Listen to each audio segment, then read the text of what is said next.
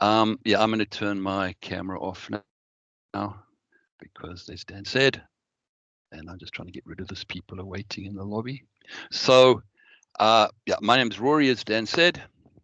I'm a Microsoft Identity Architect, an MVP in Enterprise Mobility. That is the part of the MVP program that covers identity. I am on Twitter and on Stack Overflow as RBRayB, and my Authory collates all my blogs, and you can go and look at them and search and all kinds of good stuff right there.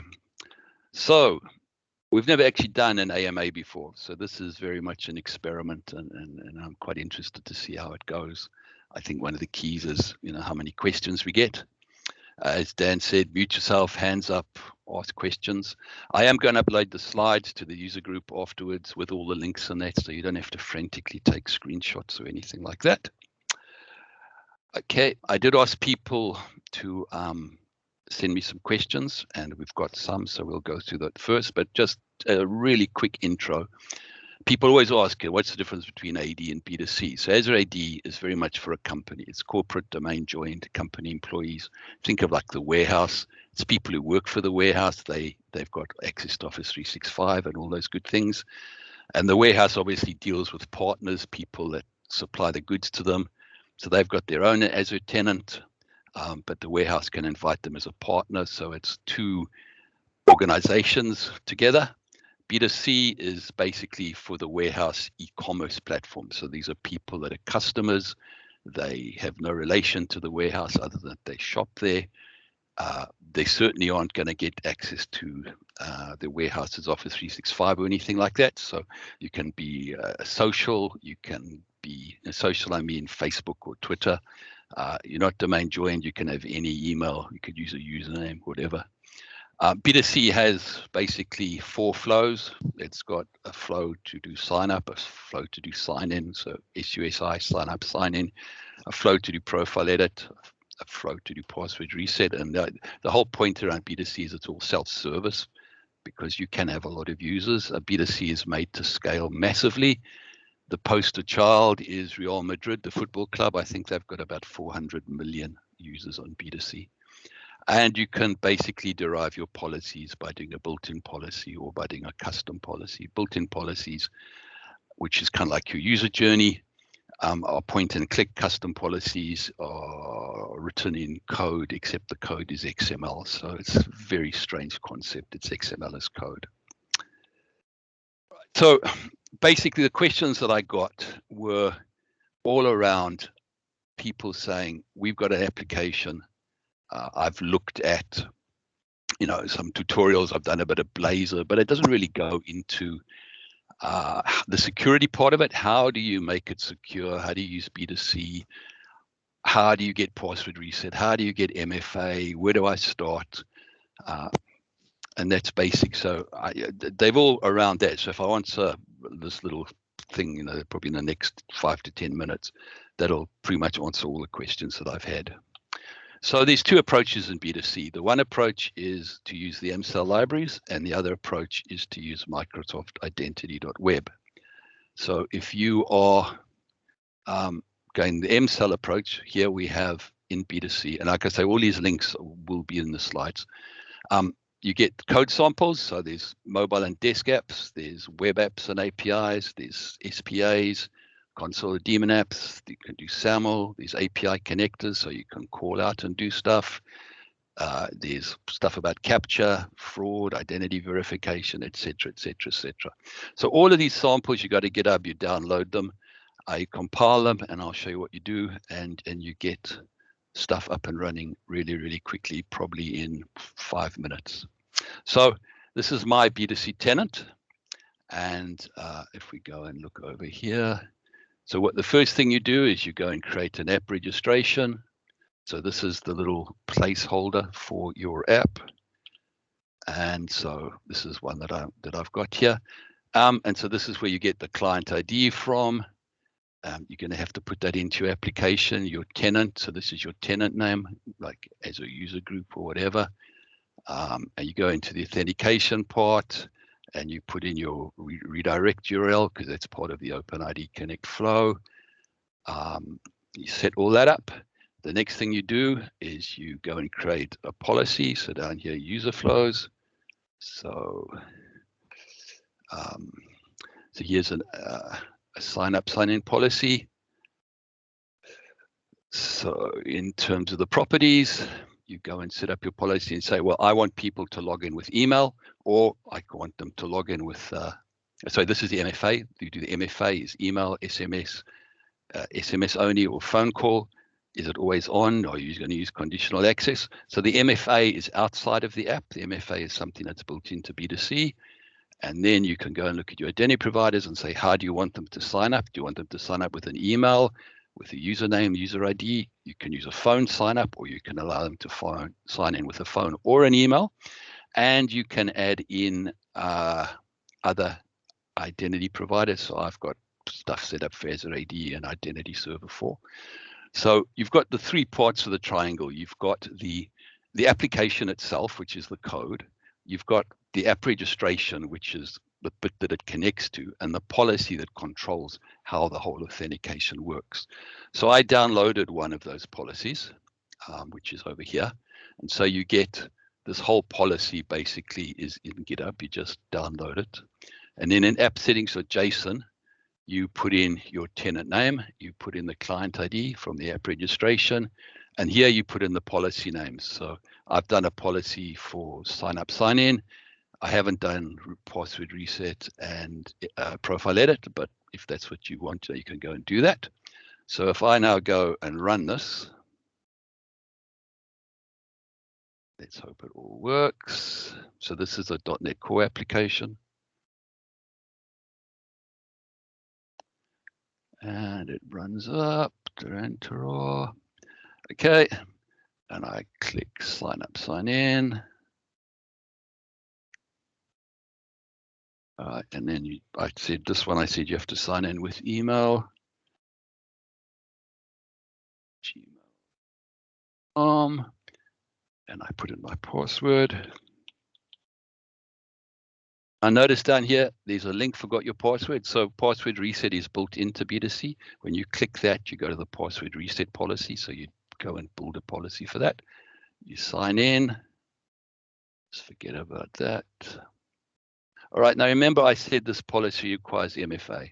So this is now the MFA. So this is B2C. This is not part of the code. So there's my email. It's mastered out. Send a code. And it's going to send the code over to here. Hopefully very shortly. I am in the right tenant. Yeah, here we go. And it's 762538.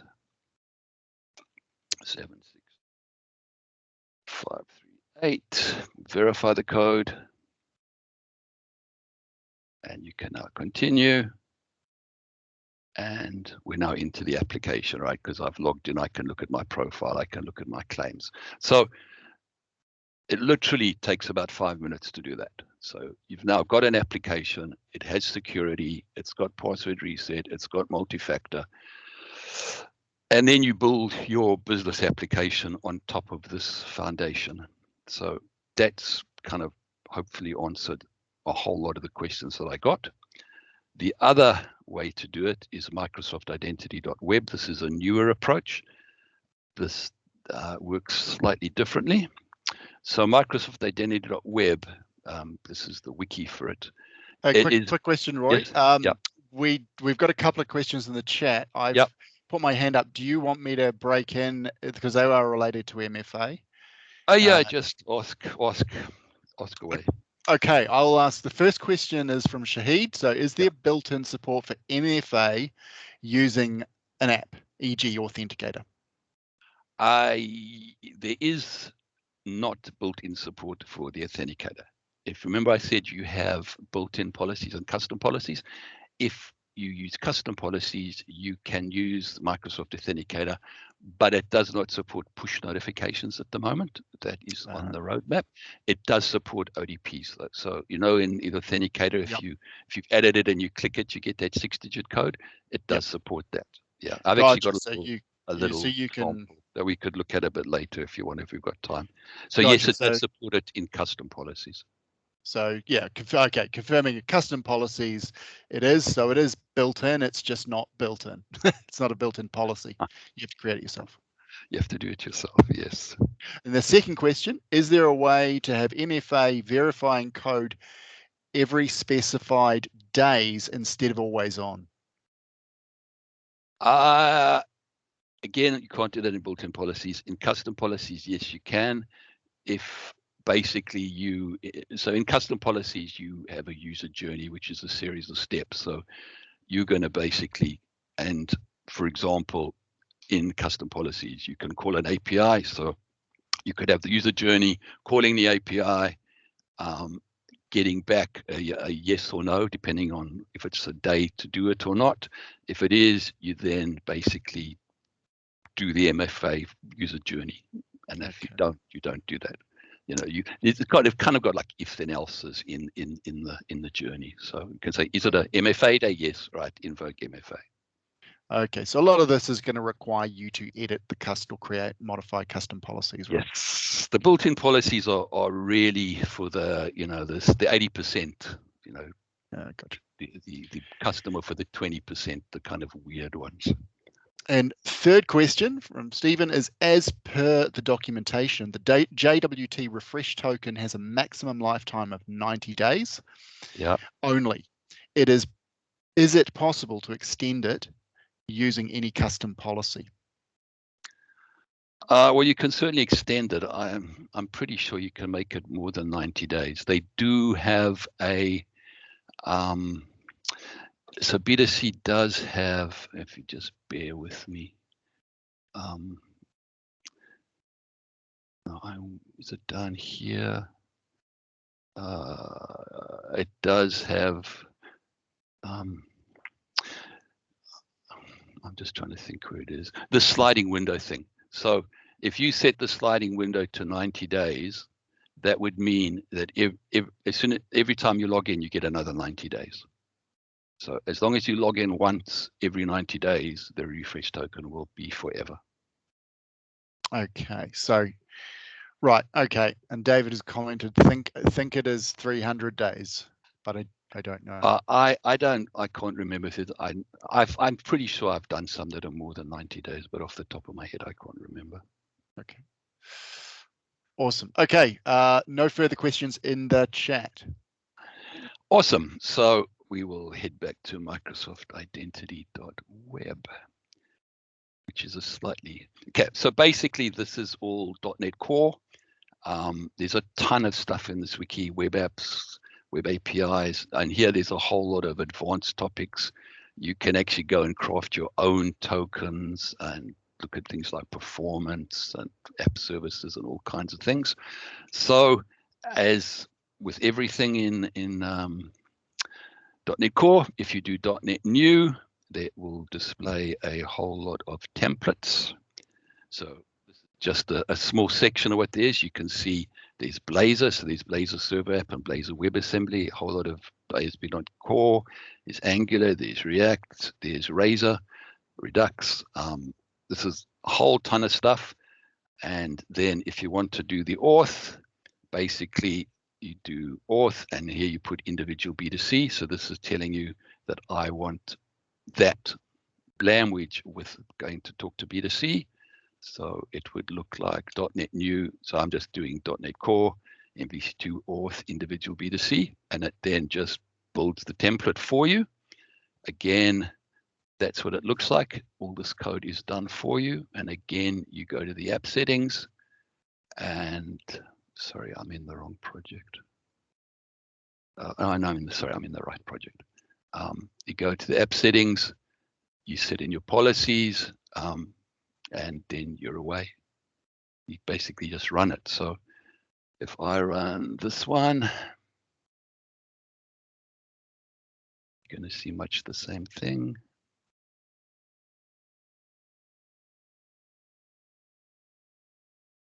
So it kicks off. Right, I sign in. Now for this one, my policy, I said I want MFA with phone. All right, and so I've already signed in just now. All right, it says that is the phone. It's masked the phone number. On my phone, I get a verification code.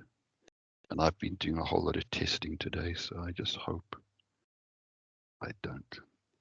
All right, so this is 734-371. 7. Phone via SMS. I verify the code. And I get into the application. So with the policies, you can basically set up all your MFA, set up your password reset. That's all done for you. You've got the framework over here. So there's 2 different ways to develop this framework. And then you just add your business apps and it's all done. So that is kind of answering a whole lot of questions that I did get about really how you get up and running and started. So you got questions? Fire away.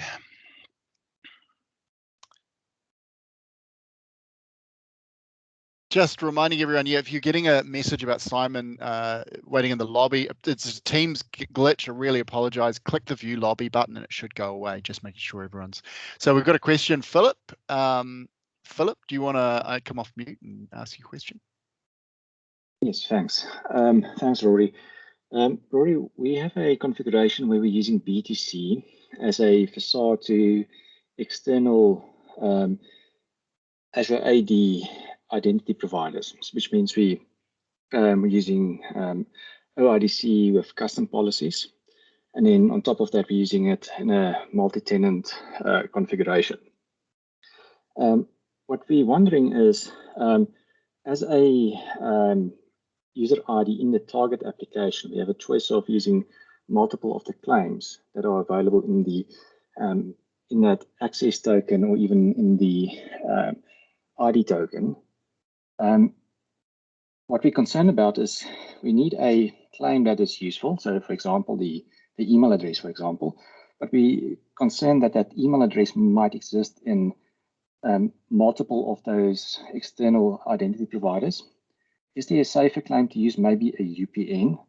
And in talking about the UPN, do we use the UPN of the external Azure AD system, or is there a UPN inside the B2C tenant that we should use? So maybe a question there on what's best practice there to pull in an external identity provider as a user identity identifier as a claim to use in the target system.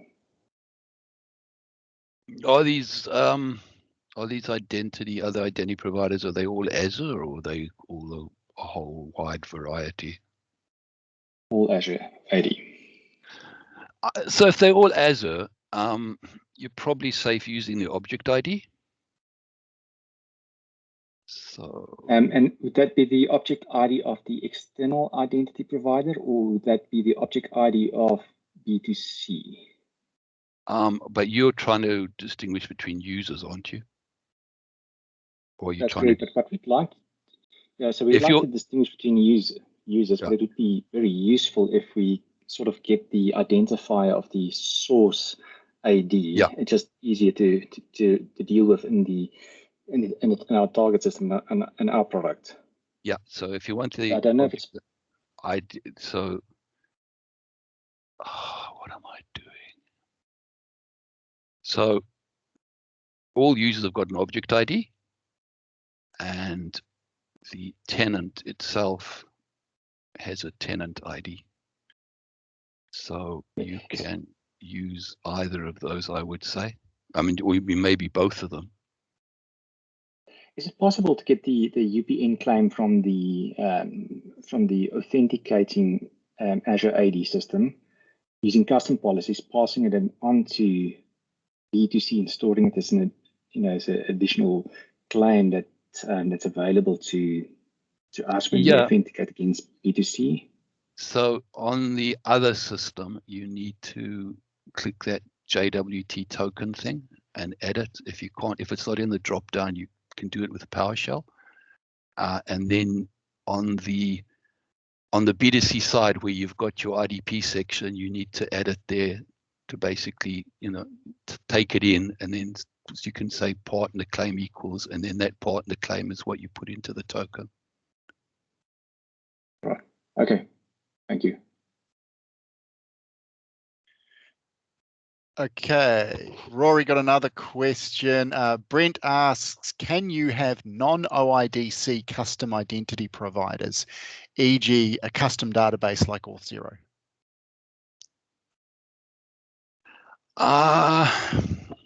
Yes, you can. And in fact, there is a sample. So this is the CIM. This thing gives you all the samples. And if I am somewhere here, I think there was a sample.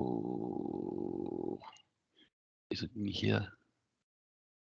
I can look it up and put it in the chat. Basically, you use an API, and the API goes to your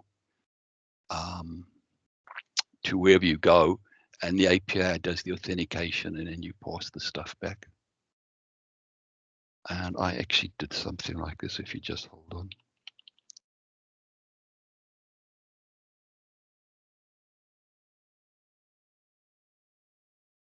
So this is my blog. This is one of the blogs that's collated in Authory. Yes, here you go. And I actually wrote it all up here. So basically, you just use an API, and the API will go and do AD authentication or whatever, and then you just take the claims, and you build a token, and you return it. And in your custom journey, that's basically key. You end up with sending a claim to the user, so the claim is proof of authentication, with a token is proof of authentication. Okay. Can you paste that link in the chat as well? Yeah, sure. We've got some more questions. So which one is better, MSAL or web.identity? Okay, you consent to being recorded. Let me just put this link here in my chat. So that's the link. Right. Sorry, just ask the question again. Yeah, which one is better, MSAL or web.identity?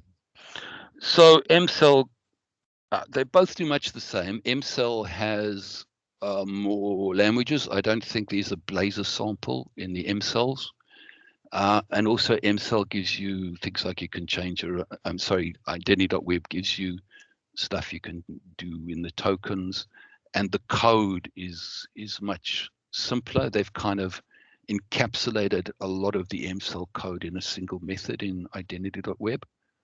But it doesn't, I mean, you both end up in the same place. I think identity.web is purely .NET Core, so is one thing to remember. That you can't do just standard .NET there. But if you're just looking for a language, you can use identity.web. That works really well. So if you were using something, what languages are supported in MSAL? Do you know? I know there's in like MSAL, Java and yeah. I don't know if they're there in that link. There is Java, definitely. Yeah, I think Go as well, isn't there? Yeah, sorry, so there's iOS, Android, there's Xamarin, there's JavaScript. Yeah, there's quite a few. I'm trying to think if there's Java, but I don't see one. Pretty sure Java is supported by. Yeah, I'm pretty sure it is. It just doesn't seem to be in this list. Yeah. Next question is, can you please show the custom policy for setting the MFA kicks after a certain number of days when signing in? Can I show the custom policy? Yep, for setting the MFA kicks after a certain number of days when signing in. How do you mean MFA kicks? Pana, are you able to clarify the MFA kicks? Maybe. Oh. Yeah, it's me. So it's always turned on right at the moment. The settings that gives provision of only turning on every time. Mm-hmm. So what I mean is I don't want it to have it every time. Instead, it should be every 30 days or after certain time. So you said there is a custom policy you can do those things. So can you show me the picture? Where do you actually work on those areas to do those custom changes? I'm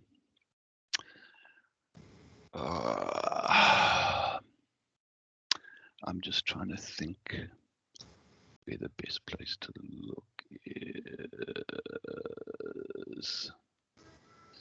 I was trying to think if there's something here.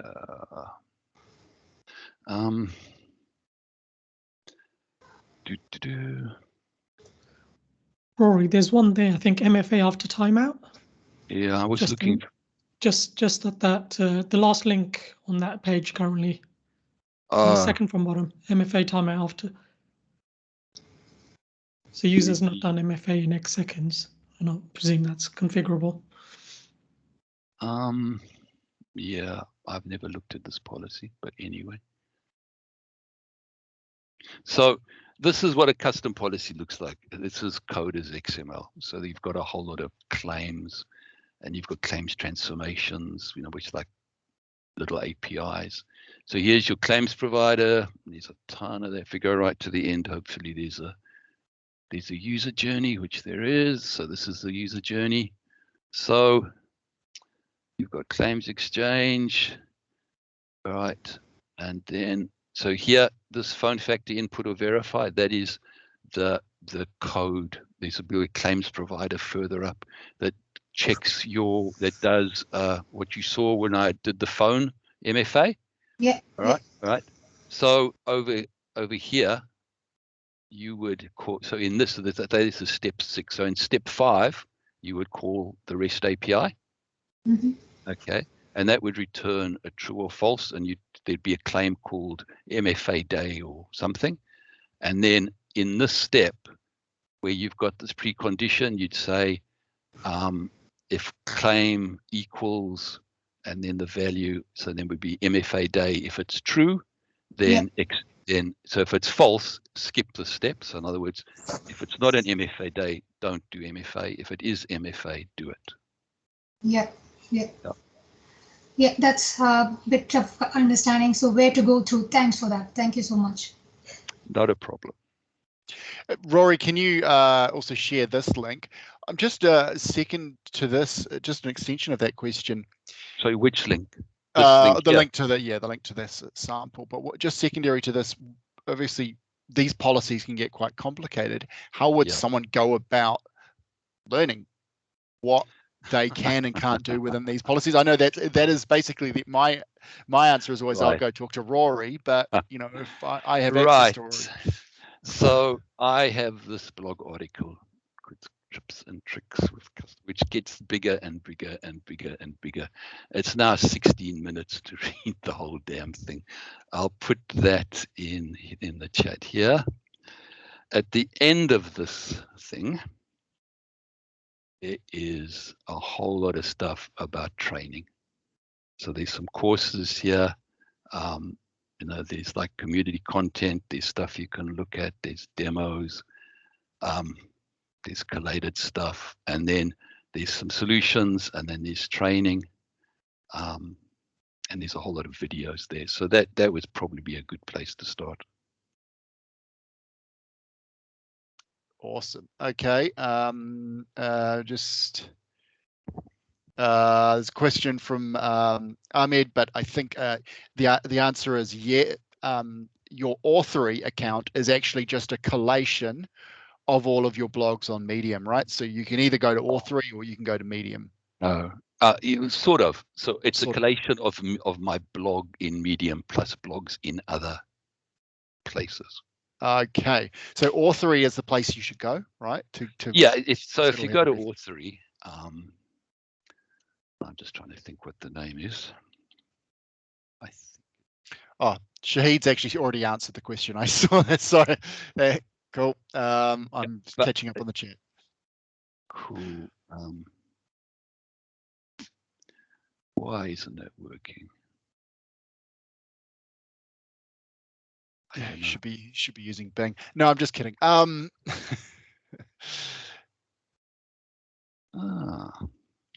just, what's useful about Authory is, I don't know. I can't remember it off. I can go and look on the top. Yeah. Anyway, that's We've got all the links in the chat anyway. You've got the link there. Yeah. Yeah. But So it's useful that you could search on it. There's a search thing, so you can go and search everything in it, which is more, focused than a Google search. I understand. So yeah, recommend going to Authory, looking at your collection, and then searching for content within there. We've got another question, which is, which I think, I'm not sure it's a question. So you have to use your own claims provider as per this sample, which is a comment from Hassan, which I think it was talking about what you were previously talking about regarding the MFA expiring or redoing an MFA after a certain period. Brent's also asked, can you map domains to specific IDPs, e.g. customdomain.com uses a specific Azure AD tenant or Saml provider? In terms of logging in, you mean? Yes, I believe so. So sort of like what we've been talking about before. So, you know, Customdomain or contoso.com. Anyone logging in with a contoso.com account should be redirected or directed to use their, using specific Azure AD or an Auth0 or whatever it is. I think there is a sample for that. Yeah, where the users automatically directed to their federated identity based off the email domain. So there's that one, and then there's another one here. If the domain is Contoso, you redirect to Contoso, etc., etc. And that will redirect to their IDP, regardless of what it is, as long as it's an OICD or. Yeah. So if the domain name of the sign-in email address is Contoso, you can use the custom policy to go to Contoso. So I've never looked at this one, but I'm guessing you could have a whole long list of this goes direct, this goes direct, because there isn't actually a home realm discovery page in the classic sense in B2C, but you can have many external identity providers. So you can have all the social ones, all the Facebook, or social. You can have Azure, anything. So for B2C, it doesn't support WS Federation, but you can have OpenID Connect into B2C or OpenID Connect out of B2C to another identity provider. You can have SAML in, and you can have SAML out to another identity provider. So you've got quite a wide range of options. So if you've got 3 OpenID Connect identity providers and 3 SAML, then your login page will have those 6 plus your local logon, unless you turn off the local logon and you can only basically allow external people. What if I just extension on this one? If I'm building a solution, an application, I want it as a multi-tenant application. I have multiple customers who bring a tenant of their own users. So they might have I have 50 customers and they all have their own, their own domain name and their own identity service, say Azure AD or Auth0 or whatever it is. They would like to use their service. Does that mean that I will have a list of 50 providers there, or will I have the ability to have that authorization process redirected to their home domain, their home identity service when I enter the username? Because I don't want 50 buttons, all of my customers there. Yeah, that's a good question. I've never really tried that. I don't think the thing is to get it to redirect and have all the code there. You need in the beginning of the custom policy, you need to have all the claims exchanges. And when you put it in, it automatically kind of puts the button on the screen. So I'm not sure about that one. Maybe you could hide the buttons with JavaScript or something. Because there's a typical scenario for SaaS multi-tenanted or B2B SaaS. I've never seen anything that turns off that button. And I suspect if you take it out of the claims exchanges in the custom policy, it won't work. Yeah, that's a good question. Could be a good content for a blog post. Just saying. Okay, some more questions in the chat. Oh, sorry, was it? Hi Dan. Hi William here. Hi Rory. Hey, William. How you doing, mate? It's a long time. Hope you guys doing well. Doing well indeed. Question, William? Yeah. So just a quick question, Rory. I suppose so. Here's the scenario. So let's say we got a customer here that got a identity server set up on-prem, and it's a bespoke application development set kind of thing. So using the traditional ASP.NET identity provider. So if they want to say adopt Azure AD and migrate all the users into Azure AD. So what's the process there? And does every single user have to update their password? Yeah, so down the bottom of this, there are things about user migration. Yeah. All right, and this seamless one here, basically what you can do, or like this just-in-time one, is you can have a process where you put a flag into your database. So when when they log on to ASP.NET Identity, you've got the screen, so you've got the username and the password. So you can then, under the hood, migrate them through calling APIs in the custom policy into B2C. And you've got the username and the password, so you can write that into B2C. And then you set the flag on the ASP.NET Identity side, and the next time they log in, it sees the flag and it goes direct to B2C. So that, in that way, they don't have to reset their passwords. However, I've always found that when you use something like ASP.NET Identity, their passwords are pretty short. So it's, you have to make sure that, you want, in B2C, you can set a password policy, so you can have any kind of policy you want. I always kind of recommend that you should have, 8 to 12 kind of things at least. So you may want to, in the custom flow, you can actually say the first time that you log in, they have to reset their password. So it'll come up with a screen and you say, hey, we want to make things more secure. Please just pick a new password, and these are the parameters. But it's all part of the flow. It's not like they have to go and do something outside of the flow. Okay, I see. So it's pretty much like building another API kind of layer in between. So between the login screen, so to capture the actual password and then generate the user on the fly in AD. Yeah. Right. That does have the advantage that you see the people that actually use it, because the people that don't use it don't get migrated. Yep. Cool. Thanks for that. Awesome. Thanks, William. Thanks, Rory. Hey, just a couple more questions in the chat. So next one is from Manuel. In terms of branding of the user journeys, I take there is now more flexibility compared to the first meetups we had with Rory on B2C. What are the limitations, good stuff we can do on the journey dressing with custom branding as opposed to the default cube we saw? Yeah, so B2C, you can brand it to infinite degree. You can basically have your own branding sitting in Azure Blob Storage, and then B2C can point to it. And then you can brand the page any way you like, in pretty much every component. On top of that,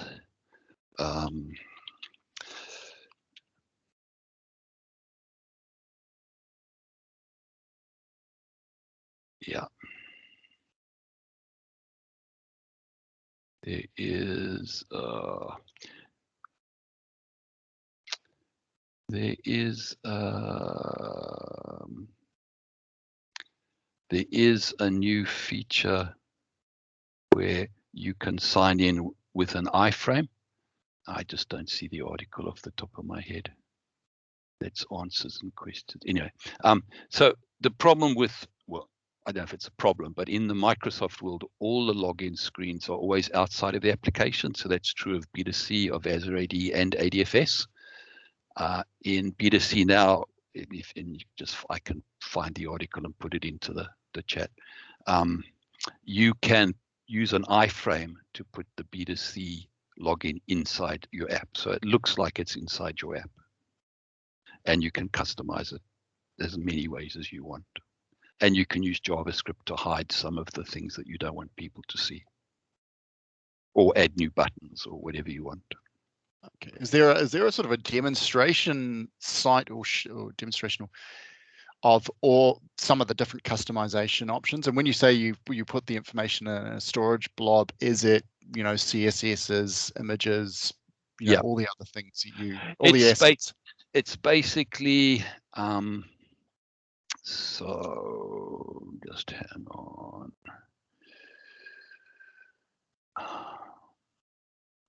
Isn't it part of the old chart sample or something like that? I'm just trying to think. Somewhere here there's stuff. It is all HTML and templates and things like that. I can't remember where it is. This is the right one. Yeah, but it's basically, it's HTML files, it's CSS files predominantly. And good documentation on how to actually access it. Yeah. Do it. Yep. Okay, cool. Might be another place for some sharing. Emmanuel, you mentioned something. Yeah, no, I think there was in the early days there was an online Microsoft demo of the the org chart or some fake business to demonstrate the different branding you could have, but I don't know if it has changed since then. I'll try to hunt for it. I can't think of a demo site that's got all the different brandings. I mean, there are a few demo sites around, but not that show you the different brandings. I can't think of anything offhand. Okay, cool. Well, it will be good if you can share some stuff later on. Yep. You're writing this down, Rory? Yeah, content for next when we come back out of lockdown. Okay, more questions. We've got some more questions. Sorry, I'm just catching up. We had there's something called Hassan just commented on. There's something called Realm Discovery. Oh, sorry, no, I missed one. Rory, can you briefly talk about debugging custom policies? How do you do it? Yes. That is an art the magic in of itself. It is not easy, and I don't pretend that it is easy. To be fair, I've read a lot of your articles on it, and I still don't get it. So we need a live demo. Yeah, basically, you have to use application insights.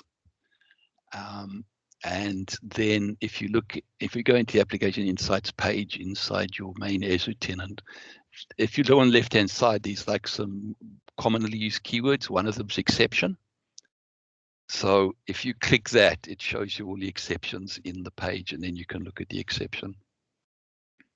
Or you can do traces where message contains exception.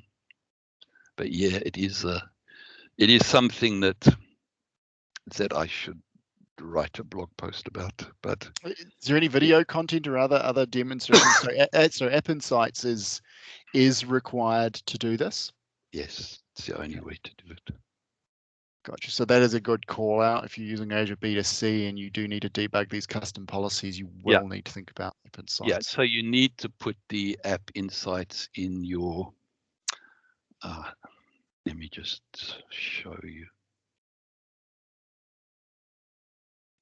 So I take it that would be on your originating tenant, not in the B2C tenant? No, not in the B2C tenant. I'll show you. So this is my master tenant. Well, I'll get there now. This is where you put the App Insights. And then in your custom policy, there's a little bit of code that you put at the top of the relying party that basically just has your instrumentation key.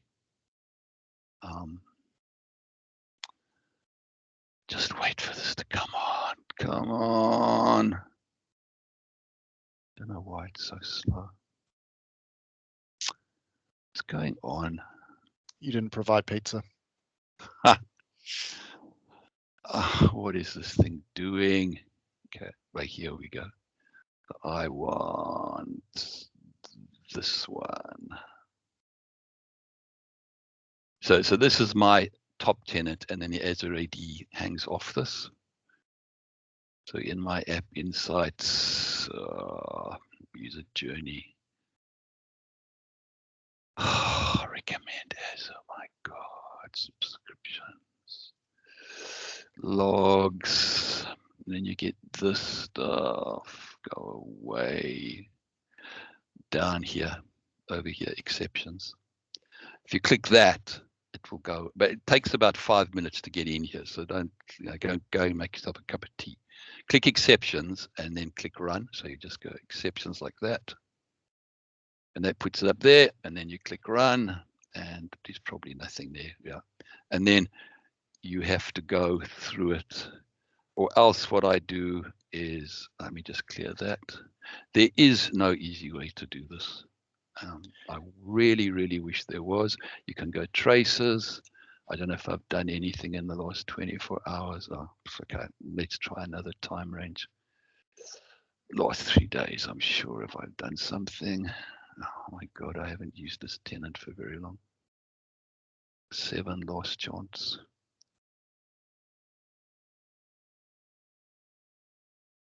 Oh, no. Oh, here's what you can do is you can then this stuff. There used to be an export up here. I don't know why there's not an export. You can export it to Excel, and that's the easy way to find it. So go to Excel. Click the ellipsis. Yeah, I don't know why. Oh, there it is, export. And then export to CSV, and then I think it's column B, expand column B, and you can search in there. Instead, otherwise you have to do this kind of stuff. And then that breaks up your message, and then you go through all this, and it is a pain in the arse. You could of course learn Custo query language, which is what this is built on, and then store some queries and create an identity. Yeah. So there is, if you're doing it all the time, it's probably worth it. Yeah, exactly. Somewhere. Yeah, unfortunately, I've never found. Sometimes exceptions shows it. Sometimes messages, traces where message contains exception shows it. Sometimes the error message. There's just not any consistency. The worst one is where it says there was an exception, and then you have to battle through the stuff to try and figure it out. So the two tables that actually that this is going to appear in is exceptions and traces. And I'm assuming you mentioned in the custom policy you have to configure the telemetry key, which is provided by Application Insights. I think under the properties. So, and do you want this on all the time, or do you only do it when you're debugging? You only do it when you're debugging. You turn it off for production. It said it has all this in the article. So basically, you add this little bit of code here, and you add this bit of code here with your instrumentation key. And over here, and then it'll say there is something in this article about production. Yeah, and it tells you what to do in production. Oh, awesome. Can you chuck that link in the chat? Unfortunately, it isn't an article. It actually says how to debug it. That one's already in the chat actually. So. Oh, awesome. Yeah. Oh, so Shahid, have you been checking stuff in there? Hassan done that one. So thanks, Hassan. Yeah. Thanks.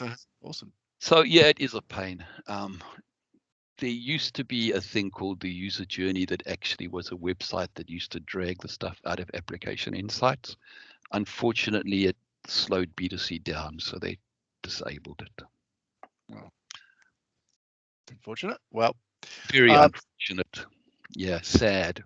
Okay, I'll move the questions forward because we're actually getting quite a few coming through. So, Hassan's comment here: there is something called Realm Discovery to automatically detect the domain you are signing in from, and then you can set redirects accordingly too.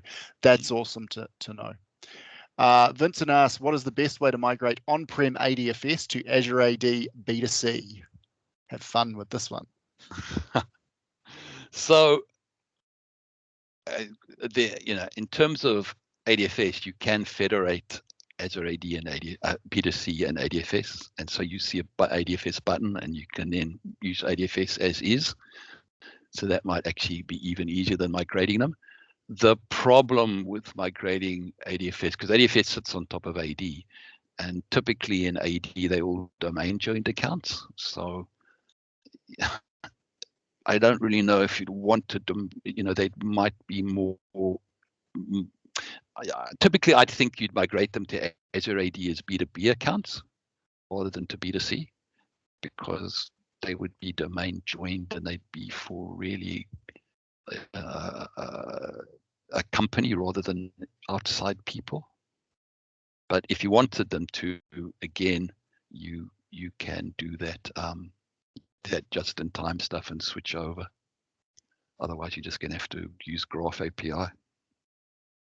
Extract them from. So B2C doesn't talk to LDAP directly, but that link that I put does allow you to use B2C to authenticate with AD, provided that you preferred to let a punch hole in your firewall to get to AD from outside, because B2C obviously sits in the cloud. Okay, so the simple answer is there's not a particularly best way. No. Okay. Next question.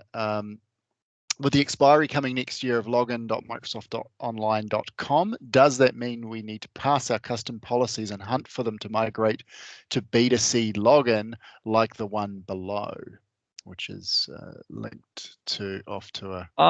Yeah, I mean, I don't think there's a nice little PowerShell script that does that. You just really have to go and change them. I'm sure someone could write one. Oh yeah, of course. But I don't know of any Microsoft provided one that does the B2C login conversions for you. Gotcha. So this is really just a URL changing the URL. Yeah. But it's something that we need to amend as well, probably in the samples, because most of the samples still using login.microsoft online. Yes, these samples are always an interesting one, because quite often you'll find that the sample doesn't work the first time. You need to change it. Microsoft's reply is that these are not official Microsoft artifacts. These are collated from the community. So it's a kind of a use at your own risk. Or So these are the ones in the Azure AD B2C GitHub? In the CIM samples, they're not official in commas Microsoft artifacts. Okay. Okay, moving through. Sorry, just skipping past the conversation. Okay. Oh no. Sorry, we got a probably. Oh, not a dumb question, but is there a way to get all the available claim data you can get from the originating tenant?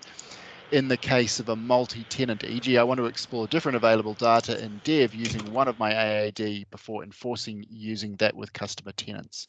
That is a great question. If you're using ADFS with claims rules, yes, there's a nice little claims rule that gives you everything. In Azure AD B2C, I don't know of anything that does everything. You have to actually physically specify it. I can't think of anything that just says. But what if you don't know what their names are? Yeah, that's the problem. I can't think of anything that does that. There's no dictionary of in that norm or in AAD, these are the type of claims with support. There is a schema. So in the starter pack, if you look at the if you download the custom policy starter pack, there is an XSD there. That XSD is not up to date though, but it will give you a fair example of what is available. The problem is that is there a way to get one up to date? I have asked Microsoft that on a number of occasions. the problem is that if you put a claim into your relying party, B2C expects you to generate that claim somewhere. So otherwise, if you upload the relying party, it won't let you upload it. It'll say you've used this claim, but you haven't specified it in a prior step. So that means you're going to have to put it in the claims provider and all that kind of stuff. And if you've got hundreds of claims, that could be a pain in the arse. So yeah, you might be able to do it that way, but it would be a really painful process. You can't just put it at the end because it wants to know how to derive it. That's why I say I don't think there's a way of just doing everything, because of the way that works is that it has to be specified in the journey. There's no kind of asterisk thing for everything. Gotcha. So if we extend on that question, if I have, I'm using Azure AD B2C for my application, but I have tenants who would like to bring their own identity, and they're perhaps in Author or some other identity platform, there's no way for me to get Azure AD B2C that may have a different claim schema, right? Different claims, different names.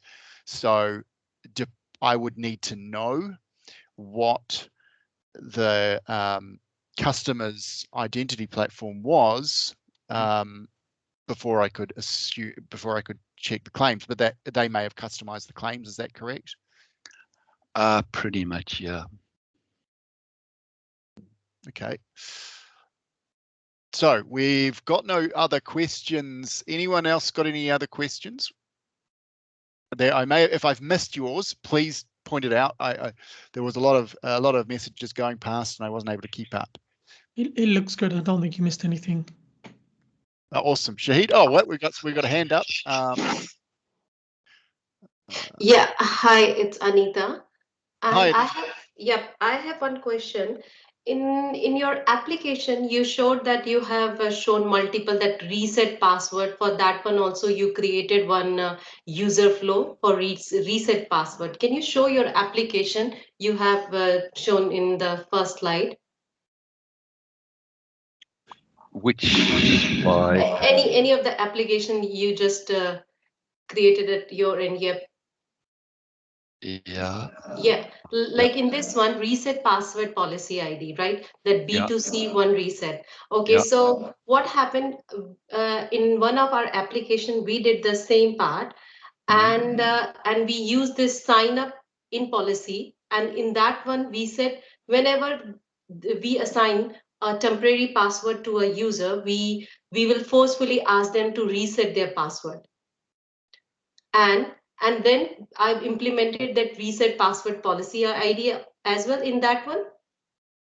In the sign up one, the MFA is conditional, but in the reset password policy, the MFA is always on. But when we tried it, it is not going in the reset password policy ID. It is always taking the sign up policy ID. Why it is so? Is there any way we have to force that it will go to the reset password policy rather than going in the sign up policy ID? Okay, so are you using custom policies? Yep. Okay, so you want them to change their password the first time that they log in. That's what you're saying? Yes. All right. So in the sign up one, we said that forcefully we enable that checkbox. Okay, whenever forcefully we are saying, okay, reset that password. All right, so there's a policy, a custom policy that does that for you. Yes. All right, so that one basically just inside the custom policy. It doesn't actually. I'll just show you. Oh yeah. So where's the rest of the policy?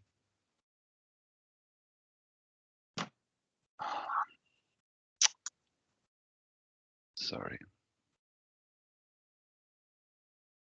It should be, where is the actual extension file? This feature is only currently available for user flows. What? What does that mean?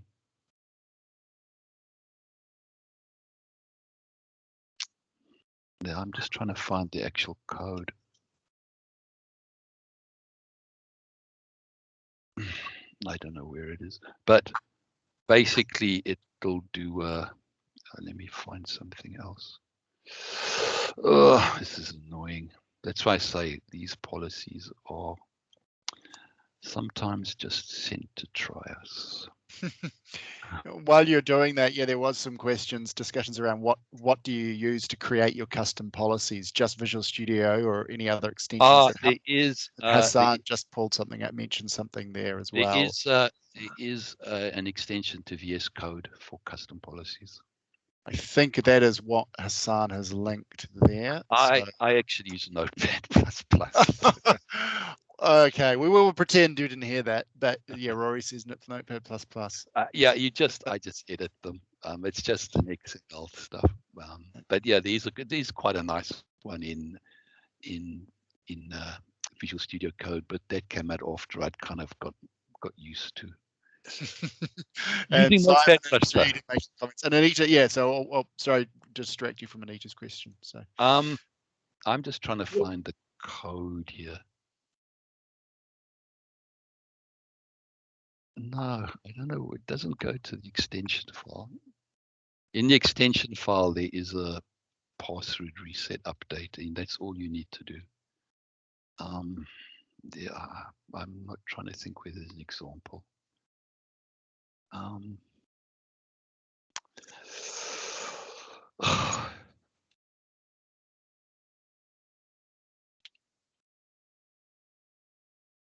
Do this. So if I go there, so if you've got something with MFA or not, so the password reset goes to password reset as you'd expect, and then in the trust framework base,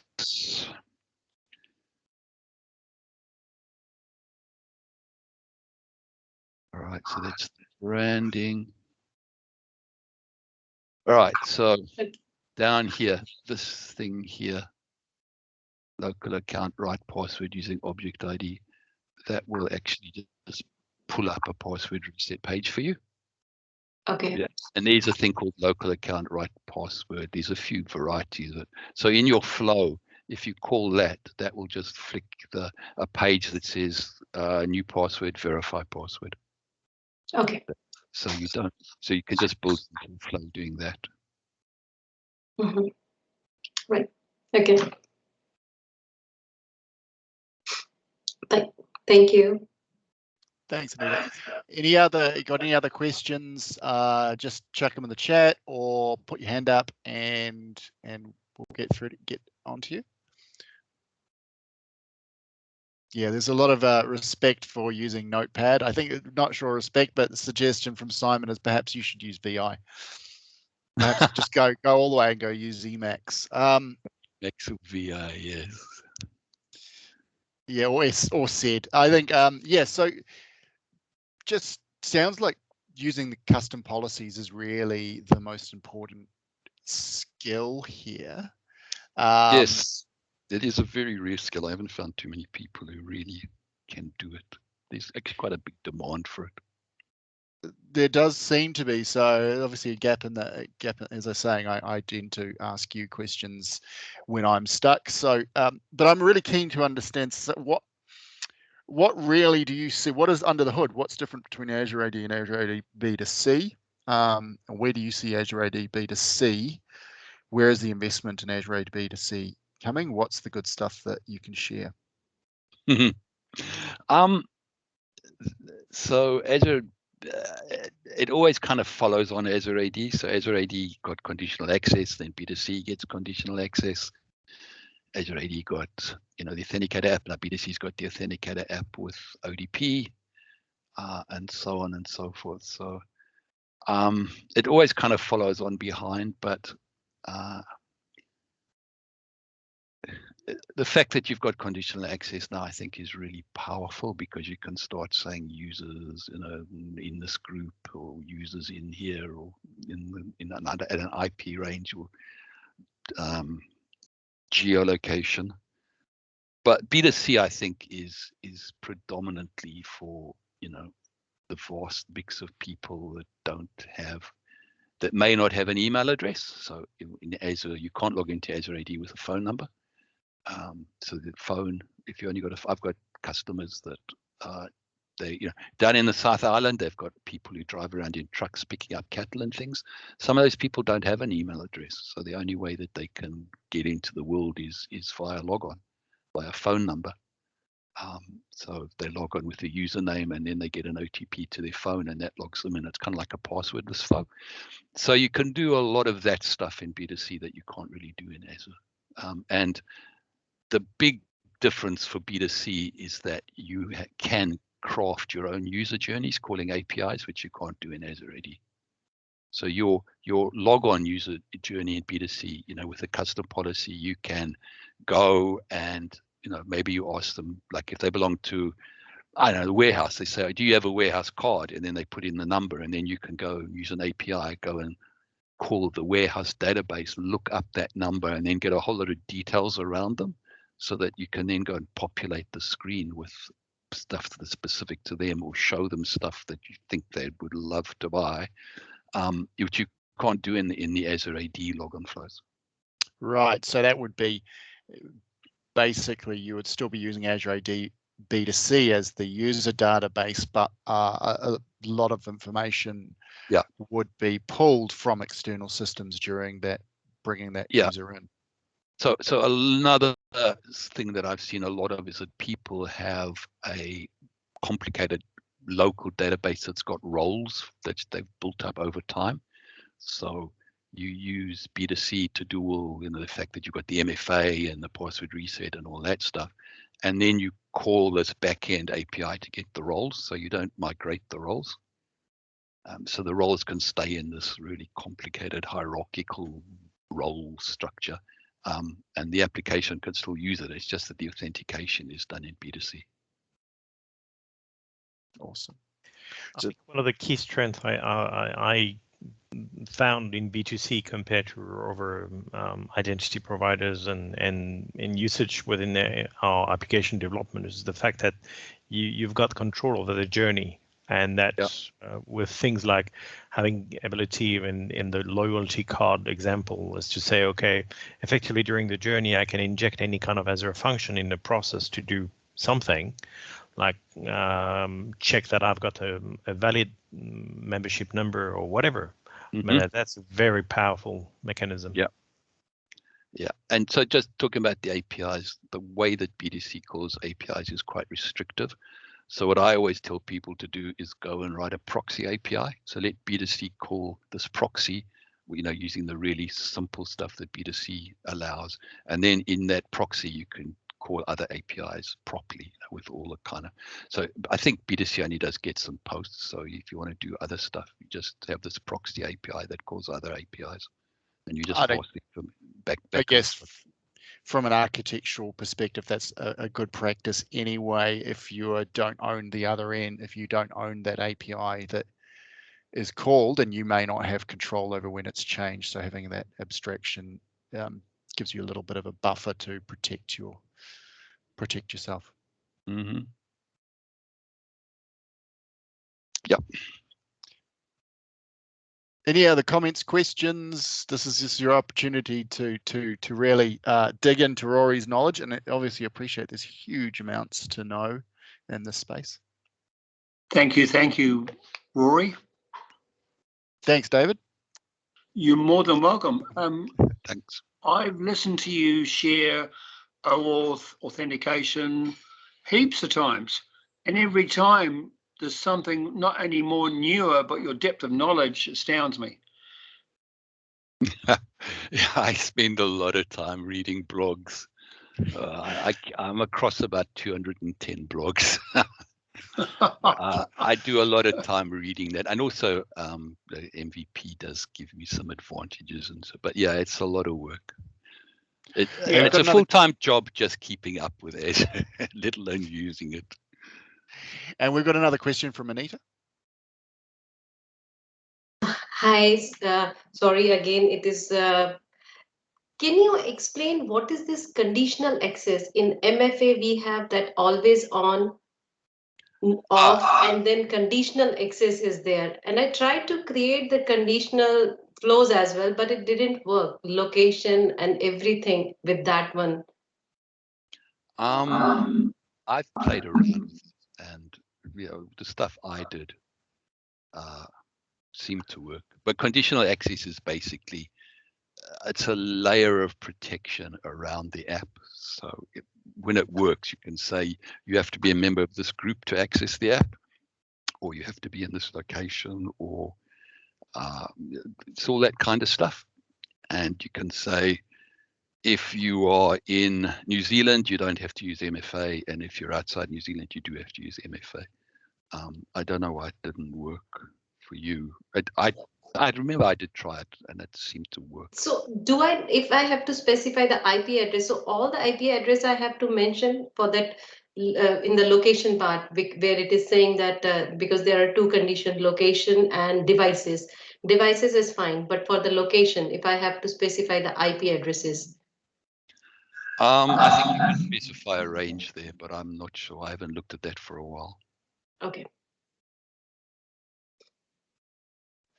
So I've got another question come through a back channel here as well.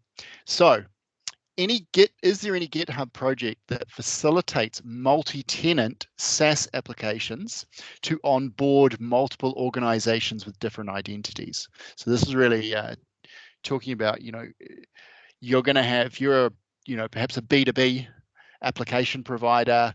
You've got lots of customers at an organization level who want to bring their own identities through whatever identity platform they've got.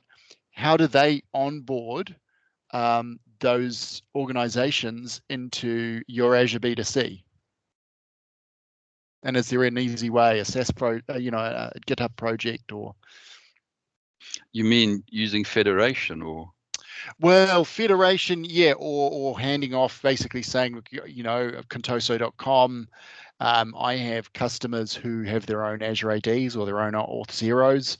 They would like, when they go in to sign in to my Contoso application, and if they use a domain name, user identity that has a domain name that matches this, they get redirected to their Auth 0, or they get redirected to their Azure AD. Well, you can do that with that home realm discovery policy that I mentioned, but then again, you've got that thing about the buttons that we talked about earlier. Yep. Yeah. Right. So that's interesting. So yeah, it would be good to get a demo of that. So Nabil, feel free to unmute and talk about that. But yeah, that is a bigger question for SaaS companies that do B2B. That is what they want to know. Yeah. So just in terms of SaaS as general, just remember that B2C doesn't give you access to SaaS applications. So you can't use B2C to get to Office 365.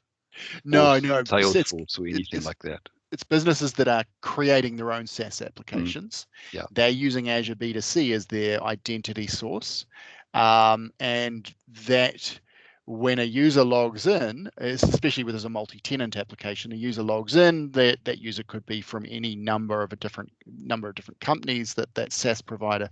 So if you think about logging into M365, just in as example, if I log into using my my Microsoft.com domain account, it will direct me to authenticate using a Microsoft identity, Microsoft.com identity. But if I was logging in via another one, it might direct me to somewhere else. Yep. The only way I know of doing it is via federation. I don't think there's a GitHub. Well, there probably is the GitHub samples somewhere.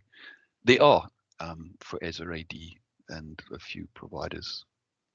So you could federate Azure AD B2C with an external provider. Oh, you can federate it with an infinite number, yes. So that would be done via a custom policy? Or? No, you can do it built in. Yes, you can do the custom policy, but you can also do it with built in. I'll show you. That would be awesome. So I'm in this one here.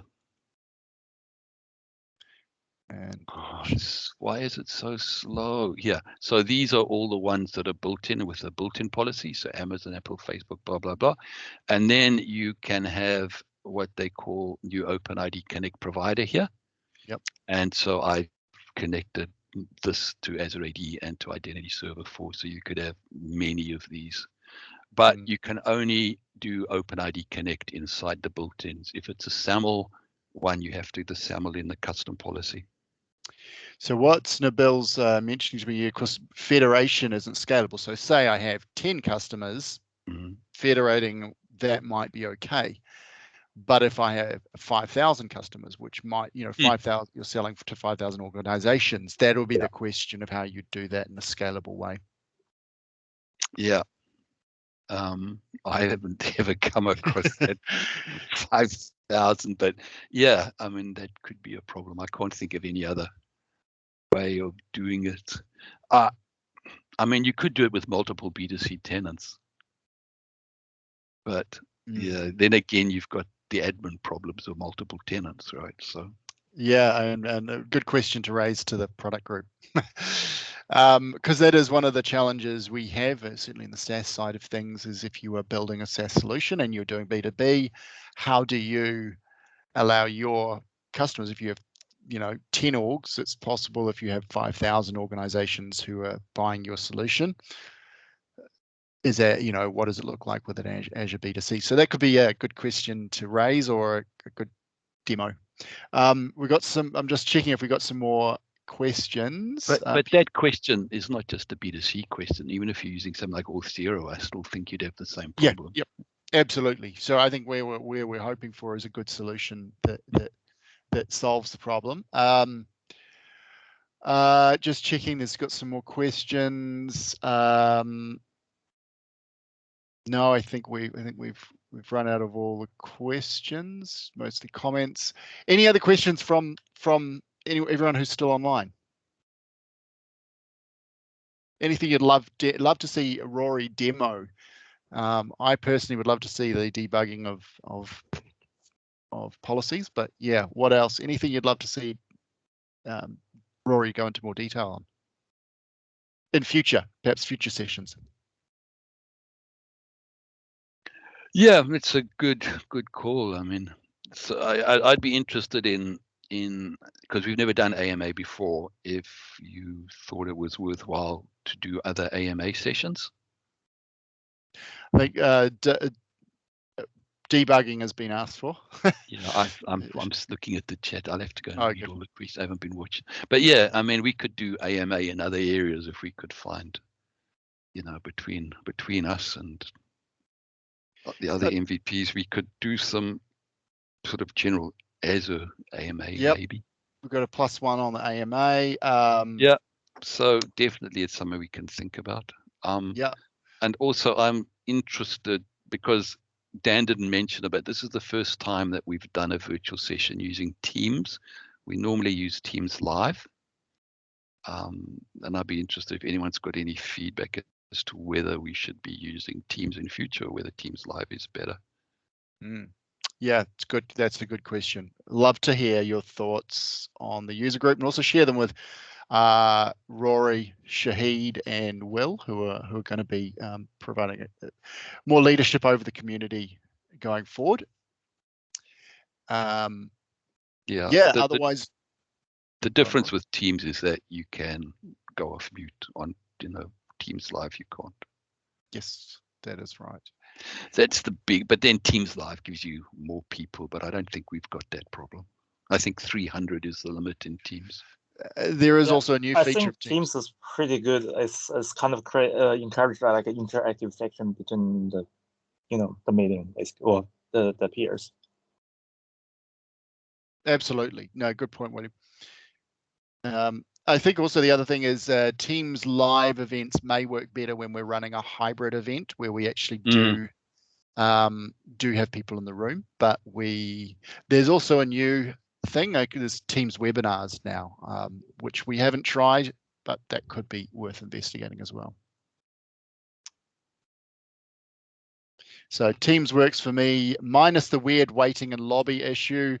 I Oh, have that's no idea Simon. what's going on with that. Yeah, It's a Teams we glitch. tried about 100 times to admit you, and Yep. kept saying there was an error. Teams glitch, we'll call it. So any other final comment? I think we're almost at time now anyway, and everyone can get back to their virtual pizza. And don't forget the virtual beer, because we're all at home. Yeah. Some of us at home, I suppose. If you're not in Auckland, you might be back at work. Those Yeah. lucky people that aren't in Auckland and can actually go and get a pizza. Yeah. Oh, you're jealous, very jealous. Wellington, Christchurch, and everywhere else. Yeah, a lot of great. Thank you, Rory. Great session. I think this is super, super valuable. I think we should definitely do it again. And yeah, thank you to Shahid as well for helping moderate this. Shahid is another MVP who's recently joined us from overseas. So again, as I said, he'll be starting to lead up these communities as well. Yeah. So for those of you who might have other questions or want to follow up, the link that was on the front page, the Authory link, you can contact me there. This one here, authory.com. Well, that's what I tried and it didn't work. But anyway, there's a contact me page there, a button, and you can just flick me a question. Feel free. Awesome. Fantastic. Okay, well, I'm going to stop the recording now, and I will upload this to YouTube. We have our YouTube, if you're not aware, there is a YouTube channel for the Auckland Azure user group. We also use it for the Azure Lunchtime meetup as well. So that'll be up there if you missed it. All right.